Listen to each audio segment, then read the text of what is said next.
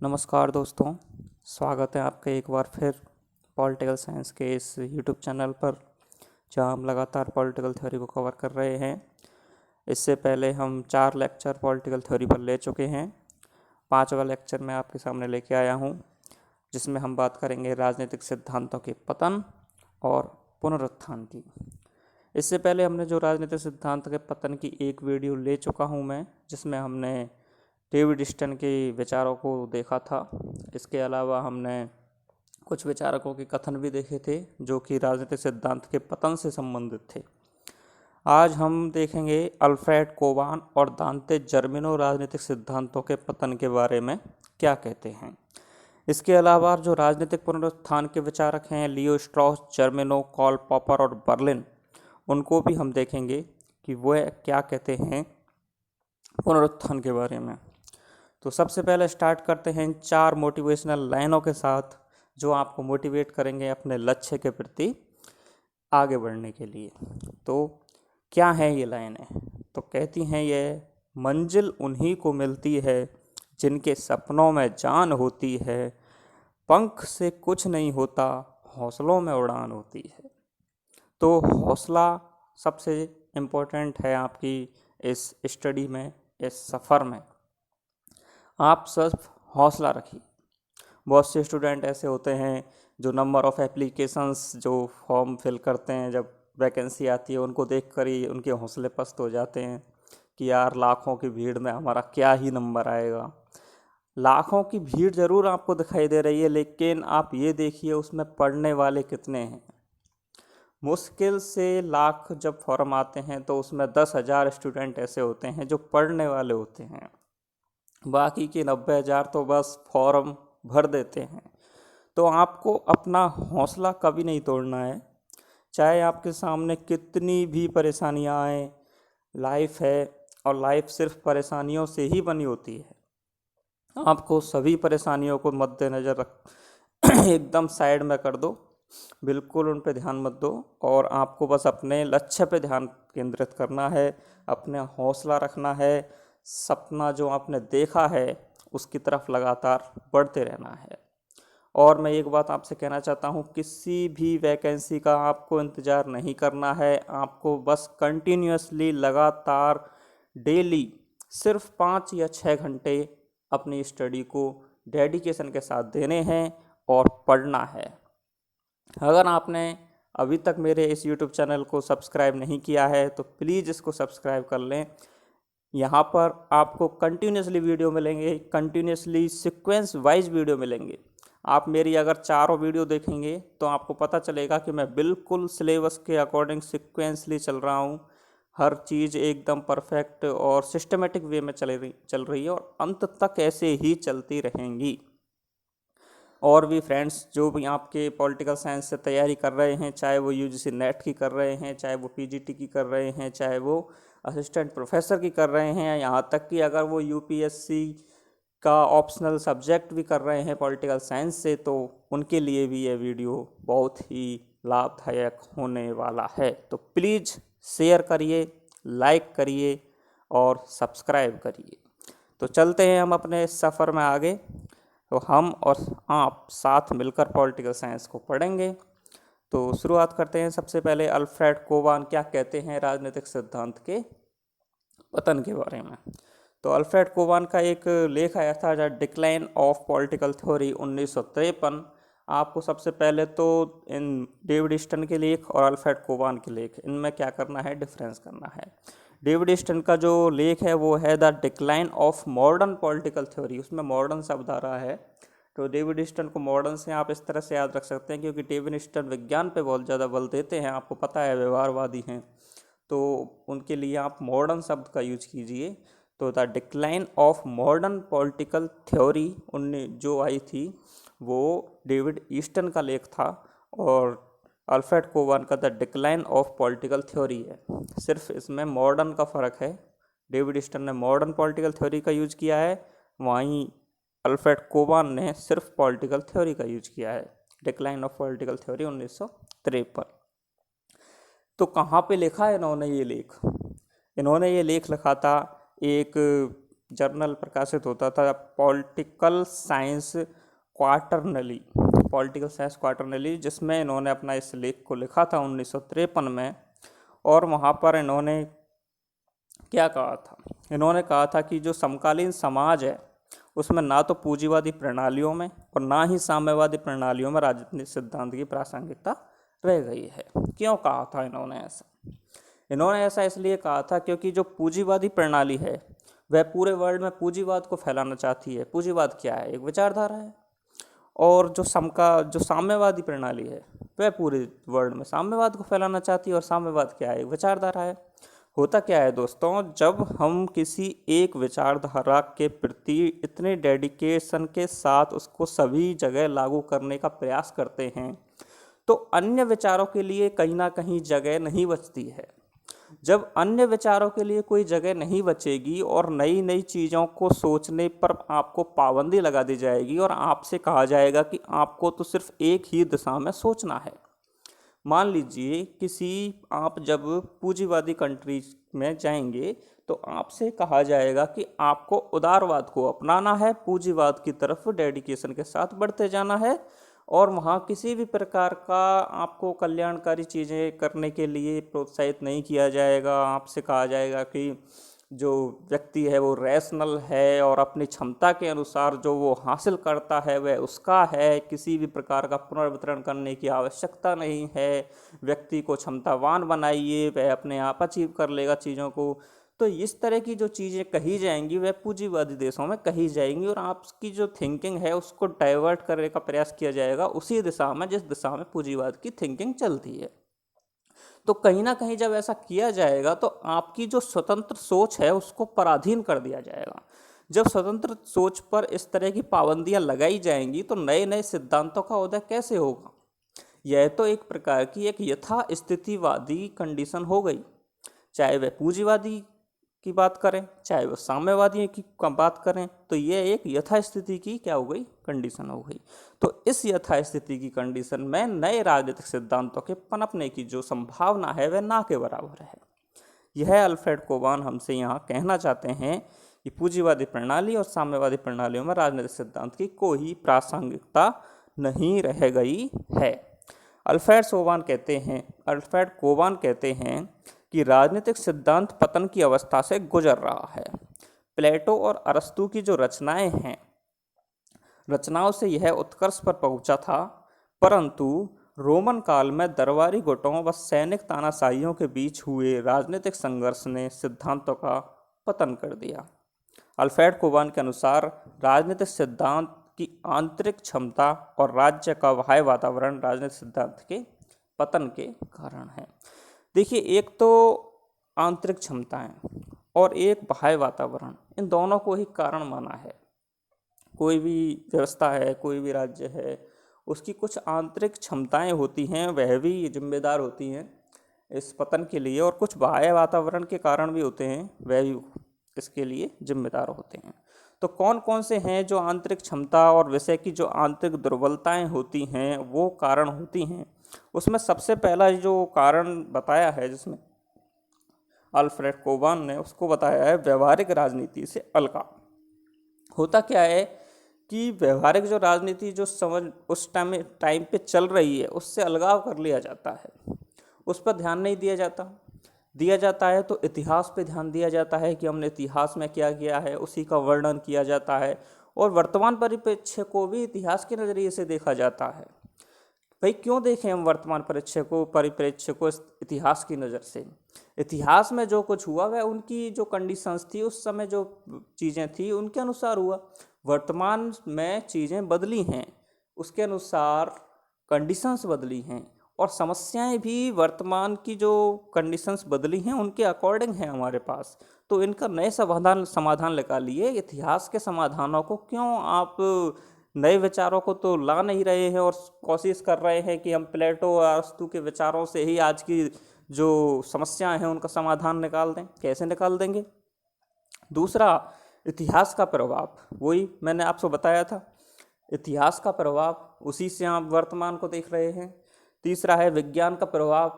विज्ञान ने अति तथ्यवाद को जन्म दे दिया है, तथ्यों के ढेर लगा दिए हैं, लाइब्रेरियां भर दी हैं, लेकिन व्यवहारिक उससे कोई लेना देना ही नहीं है, समस्याओं का कोई समाधान निकाल नहीं रहा है, सिर्फ उसका वर्णन कर रहे हैं, व्याख्या कर रहे हैं और लाइब्रेरियों में उस पर रिसर्च चल रहे हैं बस, लेकिन उसका सॉल्यूशन नहीं निकाला जा रहा है। तो ये भी कहीं ना कहीं राजनीतिक सिद्धांतों के पतन को जिम्मेदार है। जो बाह्य कारण अल्फ्रेड कोबान ने माने हैं, उनमें 3 तरह की चीज़ें अल्फ्रेड कोबान ने मानी हैं, जिसमें आती है सबसे पहले नौकरशाही, दूसरी आती है राजनीतिक दल और तीसरी आती है लोकतंत्र का सैद्धांतिक संकट। हम तीसरी से शुरू करते हैं, लोकतंत्र का सैद्धांतिक संकट। देखिए, लोकतंत्र क्या हुआ था कि 18वीं सदी में लोकतंत्र का विचार आता है, लगभग काफ़ी फैलता है जब ये क्रांतियाँ होती हैं, जहाँ पर क्रांति होती है फ्रांस की 1789 की क्रांति, तो उसके बाद लोकतंत्र के जो विचार हैं धीरे धीरे फैलते रहते हैं। हालांकि 1676 की जो अमेरिका की क्रांति है उसके बाद से ही लोकतंत्र आना स्टार्ट हो जाता है, लेकिन अपने एक्चुअल फॉर्म में 17 से 18वीं सदी से आना स्टार्ट करता है।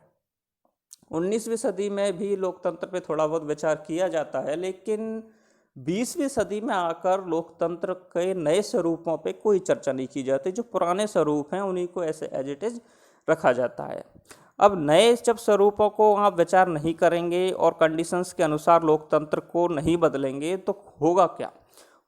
होगा ये कि वह पतन की ओर जाएगा और आएंगी साम्यवादी जैसी विचारधाराएं, नाजीवादी, फांसीवादी, ये विचारधाराएं आएंगी और ये कहीं ना कहीं लोकतंत्र का क्या कर देंगी? पतन कर देंगी। तो यहाँ से भी राजनीतिक सिद्धांतों का क्या हुआ है? होना स्टार्ट होता है पतन, क्योंकि ये जो विचारधाराएं होती हैं, साम्यवाद हुई, मार्क्सवाद हुई, है ना, नाजीवाद हुई, और आपके जितनी भी विचारधाराएं हैं यह एक काम करती हैं, ये करती हैं लोगों को एक तरह से एक दिशा में दिखाने का प्रयास करती हैं कि आप इस दिशा में देखिए।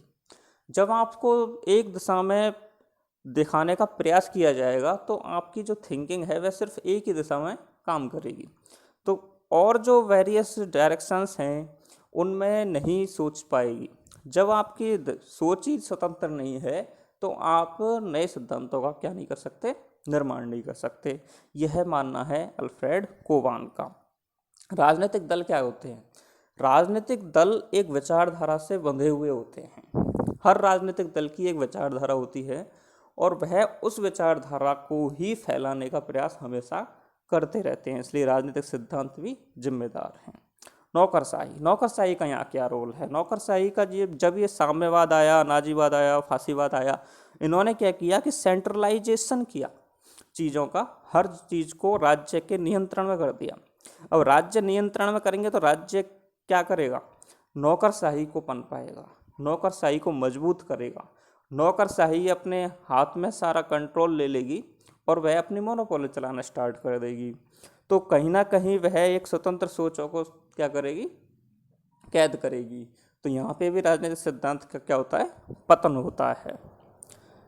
तो राजनीतिक सिद्धांतों जो निम्न वही इसमें लिखा हुआ है वो मैंने आपको डिस्क्राइब कर दिया कि पूंजीवादी जो प्रणालियां हैं वह उदार लोकतंत्र के विचार पर आधारित हैं, परंतु आज के युग में लोकतंत्र का एक भी सिद्धांतकार विद्वान नहीं है, क्योंकि लोकतंत्र का 18वीं सदी में जन्म हुआ, 19वीं सदी में उस पर नए सिरे से विचार नहीं किया गया और 20वीं सदी में लोकतंत्र को नाजीवाद व साम्यवाद ने चुनौती दी और इस प्रकार लोकतांत्रिक संकट उत्पन्न हो गया और इसे ही कोबान ने राजनीतिक सिद्धांतों का संकट माना है। जो साम्यवादी प्रणालियों में हुआ वो क्या हुआ कि विस्तृत अधिकारी तंत्र, नौकरशाही तथा विशाल सैनिक तंत्र हावी हो गया, जिससे यहाँ पर राजनीतिक सिद्धांतों की कोई भूमिका नहीं बची है।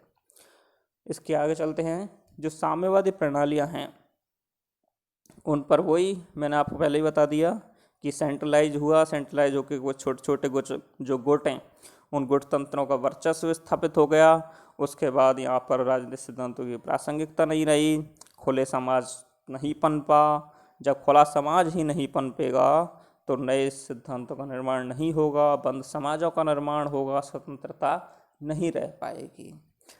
तो कोबान का एक फेमस कथन है जो आपको याद रखना है, पूछा जा सकता है कि कौन सा थिंकर कहता है कि ऑस्ट्रेलिया के आदिवासियों में, पीटर द्वारा शासित रूस में और सीजर के रोमन साम्राज्य में राजनीतिक सिद्धांतों के पनपने की उम्मीद नहीं की जा सकती। ऑप्शंस में आएंगे, वहाँ आपको देखना है 4 ऑप्शंस में कि अल्फ्रेड कोबान कहाँ लिखा हुआ है। जैसे ही दिखे तुरंत टिक लगा दीजिए, आपके नंबर पक्के। तो इस तरह से होते हैं नंबर पक्के। छोटे छोटे कदम उठाते हुए हम एक लक्ष्य की ओर बढ़ते हैं और एक दिन हम अपने वह लक्ष्य को प्राप्त कर लेते हैं जहां हमें पहुंचना है, जो हमने देखा है एक सपना। तो ऐसे ही धीरे धीरे हम और आप आगे बढ़ते रहेंगे। लाइक करें, सब्सक्राइब करें अगर आपको पसंद आ रहा है तो, और शेयर ज़रूर करें और दोस्तों तक पहुंचाइए। तो तीसरा जो कारण बताया वह बताया राज्य के कार्यों में वृद्धि। हेगल और कार्ल मार्क्स की जो दिलचस्पी है वह सृष्टि के एक छोटे से हिस्से में थी।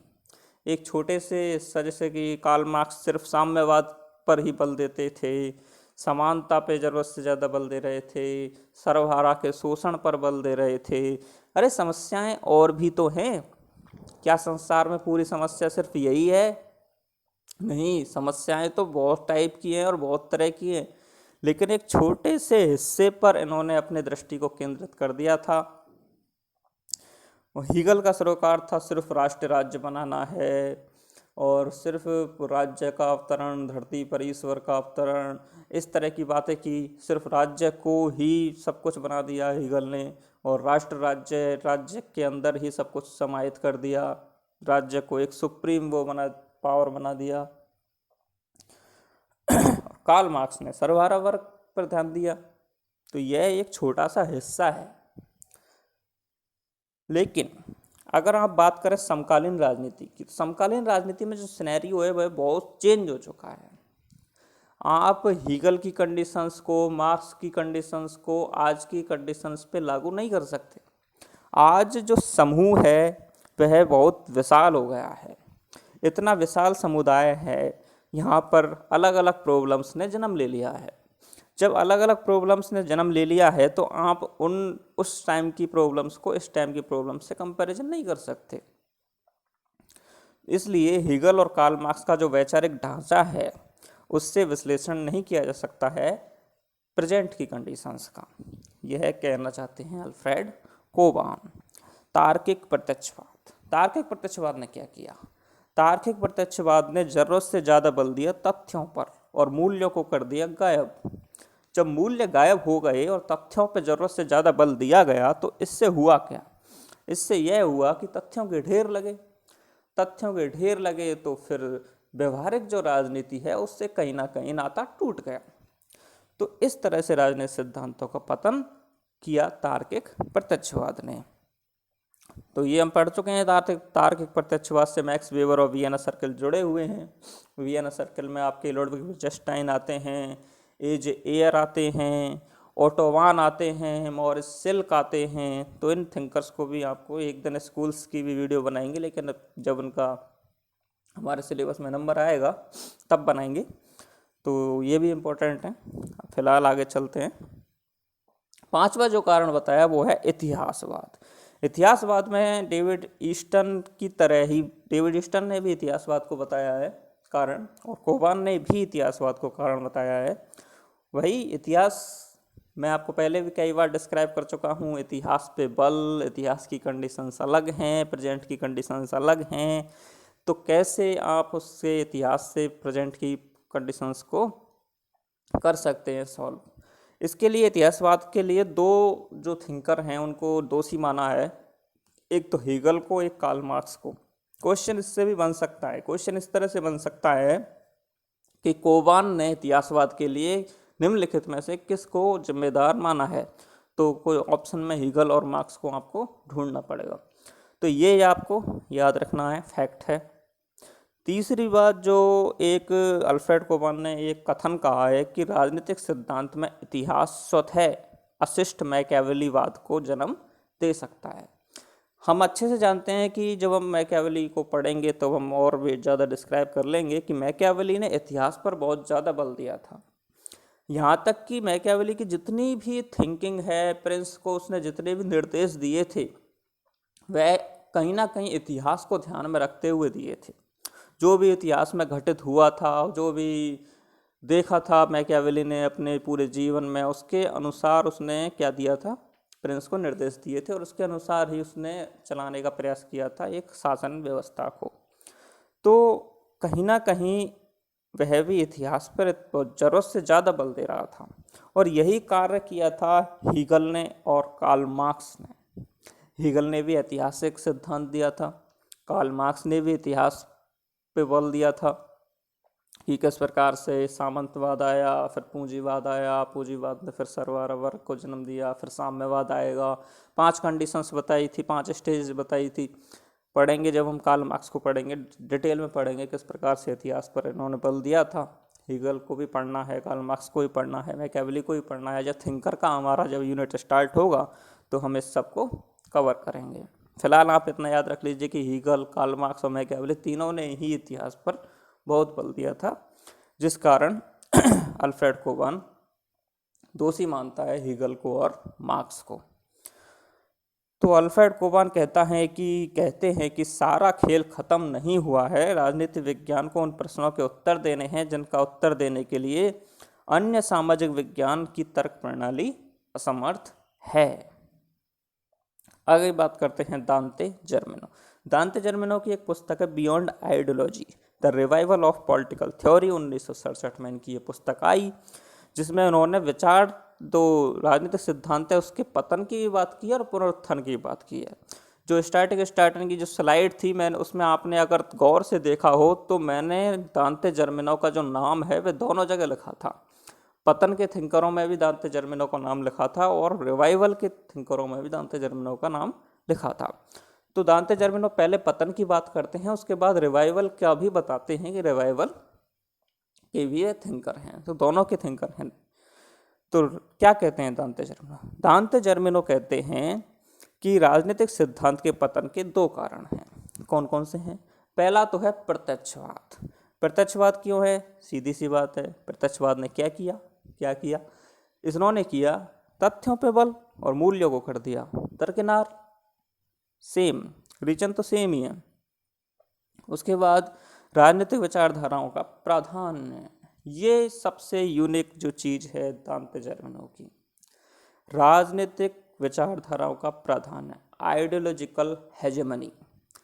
आइडियोलॉजिकल हेजेमनी बिल्कुल जुड़ी हुई है किसके साथ? दांते जर्मेनो के साथ। ये कहते हैं कि ये जो आइडियोलॉजी है ये अपनी एक हेजेमनी स्थापित करती है। पहले भी पढ़ चुके हैं हम, विचारधारा किस प्रकार से एक ही दिशा में आपको दिखाने का प्रयास करती है, आपकी जो थिंकिंग है उसको एक सांचे में ढालने का प्रयास करती है और आपकी स्वतंत्र सोच को किस प्रकार से बाधित करती है। तो इसको बोला गया है विचारधारात्मक उपचयनवाद या हासवाद, जिसको आइडियोलॉजिकल रिडक्शलिज्म कहा जाता है। तो विचारधारा क्या कहते हैं दांते जर्मेनो? दांते जर्मेनो कहते हैं कि विचारधारा विचारों का एक निश्चित समूह तैयार कर देता है, जिसका उल्लंघन कर नए विचार व सिद्धांतों का निर्माण करना कठिन हो जाता है। एक दिशा निर्धारित कर देता है, एक विचारों का एक समूह निर्धारित कर देता है और उसका उल्लंघन कर कर नए विचारों का निर्माण करना कठिन हो जाता है। विचारधाराओं का उत्कर्ष रूप मार्क्सवाद के रूप में सामने आया। मार्क्सवाद ने सबसे ज़्यादा फैलाया अपनी विचारधारा को और इसी मुद्दे पर फिर उदारवाद में और मार्क्सवाद में एक वो भी हो गया था कोल्ड वार, जहाँ उदार लोकतांत्रिक व्यवस्था एक तरफ खड़ी हो गई, दूसरी तरफ साम्यवाद खड़ा हो गया और उन्होंने कोल्ड वार किया। कोल्ड वार जब हम इंटरनेशनल पॉलिटिक्स पढ़ेंगे तो पढ़ेंगे कोल्ड वार क्या चीज़ है। कोल्ड वार एक ऐसी चीज़ है जो मृत्यु का भय तो सबके पास, लेकिन मृत्यु ना आए, एक ऐसी कंडीशन थी जहां लोग हर रात मृत्यु के भय में जी रहे थे, लेकिन सिर्फ भय में ही जी रहे थे। रियल ग्राउंड लेवल पर युद्ध कभी नहीं हुआ, वार जरूर लगा हुआ है इसके नाम के पीछे, लेकिन सिर्फ ये भय था। पढ़ेंगे इसको भी। बहुत ही इंटरेस्टिंग टॉपिक्स आने वाले हैं। सफ़र बहुत इंटरेस्टिंग है पॉलिटिकल साइंस का। आपको कदम कदम पे इतने मस्त चीज़ें देखने को मिलेंगी और आप खुद कहेंगे कि जब आप अगर, लेकिन शर्त ये है कि अगर आप इसे इंटरेस्ट लेकर पढ़ेंगे तो बहुत इंटरेस्टिंग सब्जेक्ट है, कहीं पे भी बोरिंग नहीं है, रियल लाइफ से जुड़ी हुई। मैं तो ये कहता हूँ कि पॉलिटिकल साइंस से अच्छी सब्जेक्ट नहीं है कोई भी, क्योंकि सबसे ज़्यादा आपकी लाइफ को अगर कोई सब्जेक्ट अफेक्ट करती है तो वो पॉलिटिकल साइंस करती है। राजनीति से कोई भी व्यक्ति बचकर नहीं रह सकता। जैसा कि गांधी जी ने कहा है कि राजनीति ने हमको एक ऐसे कुंडली की तरह जकड़ रखा है, एक सांप की ऐसी कुंडली की तरह जकड़ रखा है जिससे हम चाहकर भी आज़ाद नहीं हो सकते। तो आगे चलते हैं, मुद्दे से ना भटकते हुए हम बात करते हैं राजनीतिक सिद्धांतों के पतन की। तो विचारों का खुलापन आवश्यक है राजनीतिक सिद्धांतों की निर्माण में, हमने पहले भी कह चुके हैं और विचारधारा इसको कहीं ना कहीं रोकती है, बंद समाज का निर्माण करती है, हम पहले भी देख चुके हैं। विचारधारात्मक अपचयनवाद, हाँ ये जरूरी है। दांते जर्मिनो ने विचारधारात्मक अपचयनवाद के लिए किसको दोषी माना है? 3 थिंकर हैं हमारे सामने। एक तो है देसुदा ट्रेसी, जिन्होंने विचारधारा शब्द का सबसे पहले प्रयोग किया था। उसके बाद ऑगस्ट काम्टे, जो कि प्रत्यक्षवाद के प्रणेता हैं। उसके बाद कार्ल मार्क्स, जो कहीं ना कहीं मार्क्सवाद और साम्यवाद के प्रणेता हैं। ये 3 हैं जिनको माना है दांते जर्मिनो ने दोषी। उसके बाद बात करेंगे अब हम राजनीतिक सिद्धांत के पुनरुत्थान की। दूसरे सेक्शन पे आ चुके हैं वीडियो के। हम अब बात करने वाले हैं रिवाइवल ऑफ पॉलिटिकल थ्योरी की। 4 थिंकर मैंने आपके सामने लिखे हैं, दांते जर्मिनो, लियो स्ट्रॉस, जाया बर्लिन और जॉन ब्लांडेल। बात करते हैं सबसे पहले लियो स्ट्रॉस की। लियो स्ट्रॉस ने बात की है दर्शन की और कहीं ना कहीं मूल्यों को दोबारा ले आए हैं ये अपनी रचनाओं में। तो कहते हैं, लियो स्ट्रॉस तर्क देते हैं, राजनीति का जो नया विज्ञान है उसने ही कर दिया है राजनीति का हास। तो ये जो राजनीति में विज्ञान का इतना ज़्यादा प्रयोग किया गया है, इसने किया है राजनीति का हास। क्या कहते हैं लियो स्ट्रॉस? लियो स्ट्रॉस कहते हैं कि अनुभव मूलक सिद्धांत समस्त मूल्यों की समानता पर बल देता है। अनुभव मूलक क्या कहता है कि सब मूल्य समान हैं, एक जैसे ही तो हैं, लेकिन इसको यह नहीं पता है कि विचार व मूल्य उच्च कोटि के भी होते हैं और निम्न कोटि के भी होते हैं। विचार जो होते हैं वो दोनों कोटि के होते हैं। कुछ विचार उच्च कोटि के होते हैं, कुछ विचार निम्न कोटि के होते हैं। जो सभ्य समाज होता है और जंगली जो समाज होता है उसमें अंतर किया है लियो स्ट्रॉस ने, जो कहीं ना कहीं अनुभव जो वादी हैं उन्होंने नहीं किया। उन्होंने सभी मूल्यों को एक जैसा मान लिया और उन्होंने प्रयास किया कि हम एक सार्वभौमिक ऐसी चीज़ें बना सकते हैं जो सभी के लिए एप्लीकेबल हो जाए, जबकि ऐसा नहीं हो सकता है। कुछ विचार उच्च कोटि के होते हैं, कुछ विचार निम्न कोटि के होते हैं, अंतर होता है। लियो स्ट्रॉस इसीलिए एक फेमस इनका एक वो है, कथन है कि वह जो अनुभववादी हैं वह साफ जल को गंदी नाली में बहाने का काम कर रहे हैं। ये लियो स्ट्रॉस का एक कथन है। लियो स्ट्रॉस कहते हैं कि राजनीतिक दर्शन का पतन और शायद निधन, पतन और शायद निधन की स्थिति में तो हो सकता है कि यह पतन की स्थिति में हो, निधन की स्थिति में हो, लेकिन यह पूर्णतः अदृश्य कभी नहीं हो सकता। आप मूल्यों से पीछा नहीं छुड़ा सकते, आप दर्शन से पीछा नहीं छुड़ा सकते, आप मानकीय पद्धति से पीछा नहीं छुड़ा सकते। पूर्णतः कभी भी यह अदृश्य नहीं हो सकता। आगे बात करते हैं दांते जर्मिनो की। दांते जर्मिनो क्या कहते हैं? दांते जर्मिनो कहते हैं कि एक क्रांति हुई थी 1789 में, फ्रांस की क्रांति। आगे आप इसका बहुत नाम सुनोगे, फ्रांस की क्रांति का कदम कदम पे आप इनका नाम सुनोगे। और 1789 की जो फ्रांस की क्रांति हुई थी उससे लेकर और 1945 का जो द्वितीय वर्ल्ड वार हुआ था, सेकंड वर्ल्ड वार हुआ था, वहाँ तक विचारधाराओं ने बहुत एक अपनी जो वो जमा रखी थी, धाक जमा रखी थी। विचारधारा बहुत प्रबल रूप से यहाँ पर काम में ली जा रही थी और सिद्धांतों का पतन हुआ था। तो दांते जर्मिनो ने कौन से टाइम पीरियड को माना है सिद्धांतों के पतन के लिए?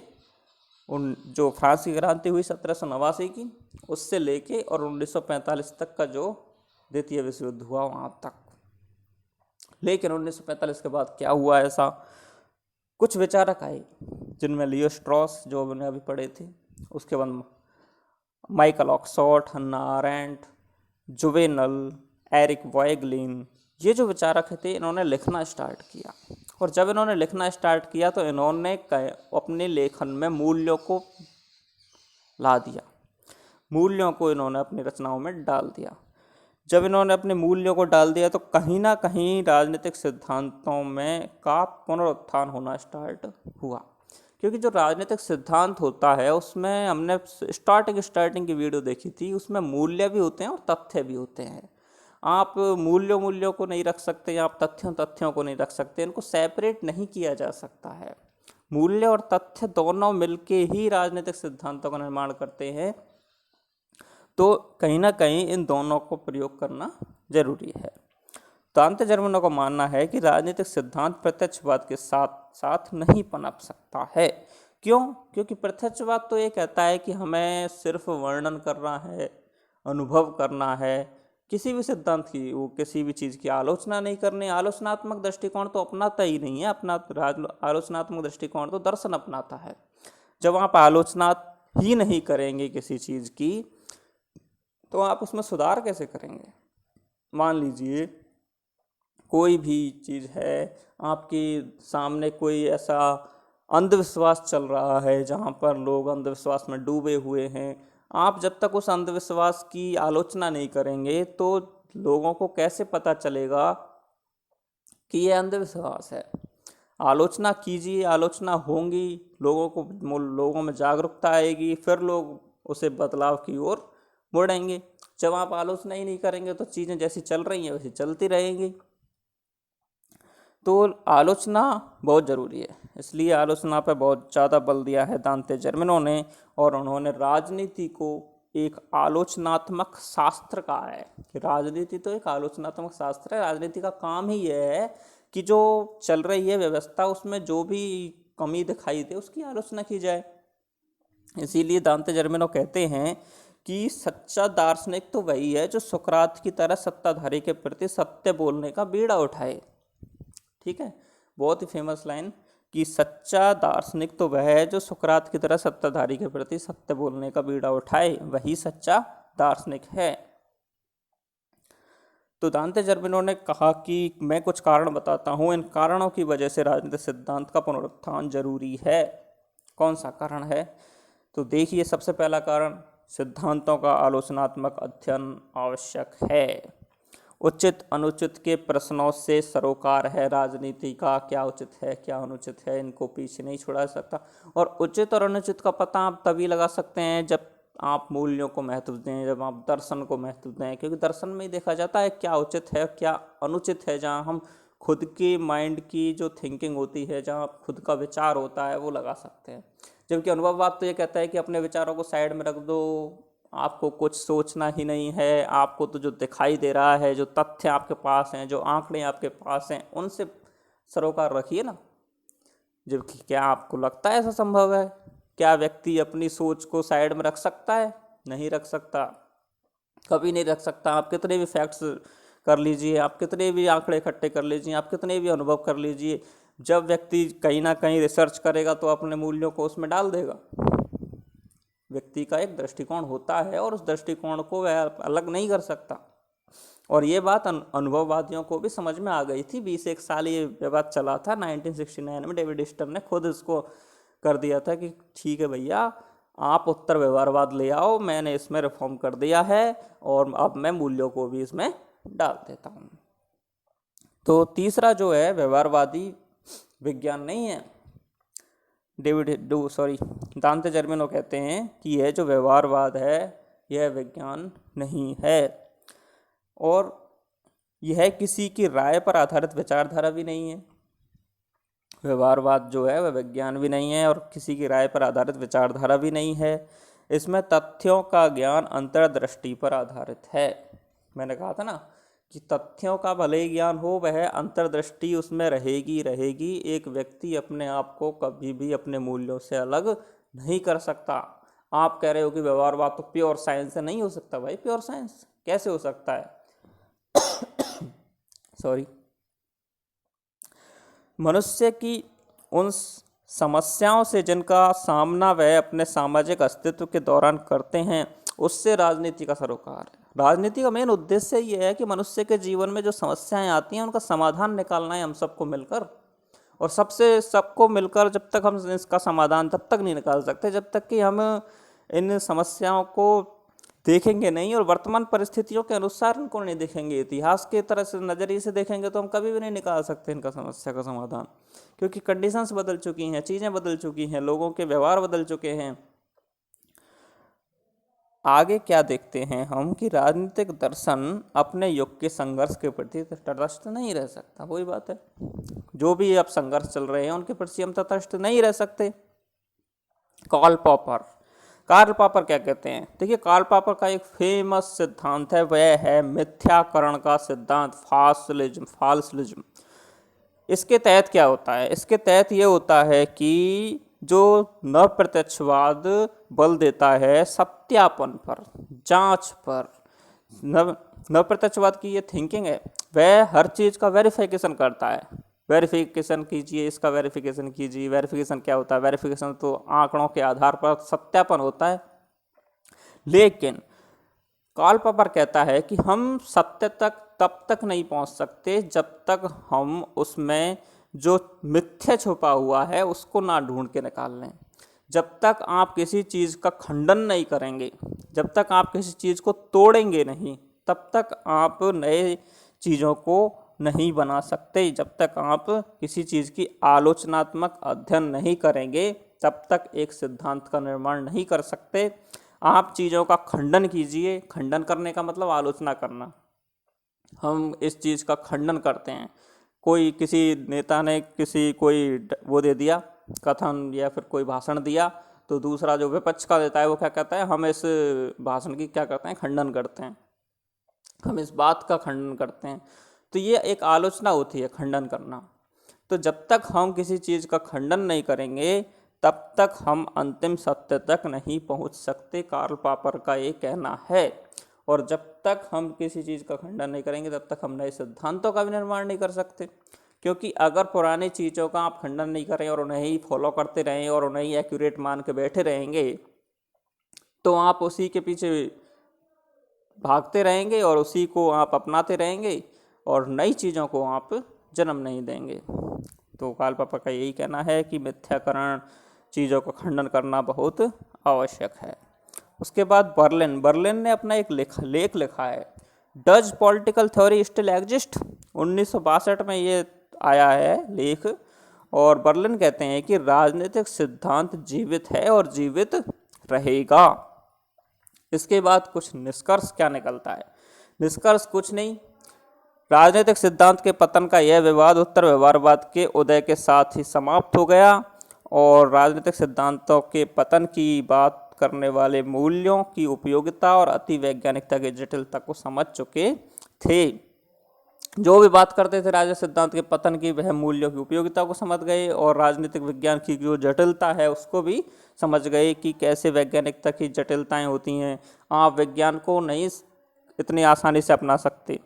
दूसरी ओर राजनीतिक सिद्धांतों के बने रहने के समर्थकों ने कुछ सीमा तक वैज्ञानिक तत्वों को क्या कर लिया? स्वीकार कर लिया। तो कैसा लगा दोस्तों आपको ये वीडियो? जरूर बताएं कमेंट सेक्शन में, और पूरा देखें, शेयर करें, लाइक करें, सब्सक्राइब करें। देखिए, जब तक आप मुझे मोटिवेट नहीं करेंगे मैं आपको मोटिवेट कैसे कर पाऊंगा? देखिए, ऑडियंस का रिएक्शन बहुत ज़रूरी है कि ऑडियंस क्या सोचती है आपकी वीडियो के बारे में, क्या उसको अच्छा लगा, क्या नहीं लगा। तो सामने वाले की रिएक्शंस पे डिपेंड करता है कि हम मोटिवेट कैसे होंगे। इसलिए बहुत ज़रूरी है, प्लीज़ लाइक, सब्सक्राइब। एंड अगर आपको पीडीएफ चाहिए, पीडीएफ तो चाहिए, क्योंकि आपको ऐसा नहीं है कि ये वीडियो आपने देख लिया और आपको याद हो गया। आप पढ़िए, आप इसको रिवाइज कीजिए, पूरा खेल ही रिवीजन का है। अगर आपको ये लगता है ना कि मुझे ये कोटेशंस याद नहीं होती, मुझे ये थिंकर्स याद नहीं होते, तो बस 2 या 3 बार आप इसको पढ़िए, 2-3 बार आपको रिवाइज कीजिए और फिर मुझे बताइए कि याद हुए या नहीं हुए। Thank you for your attention. धन्यवाद।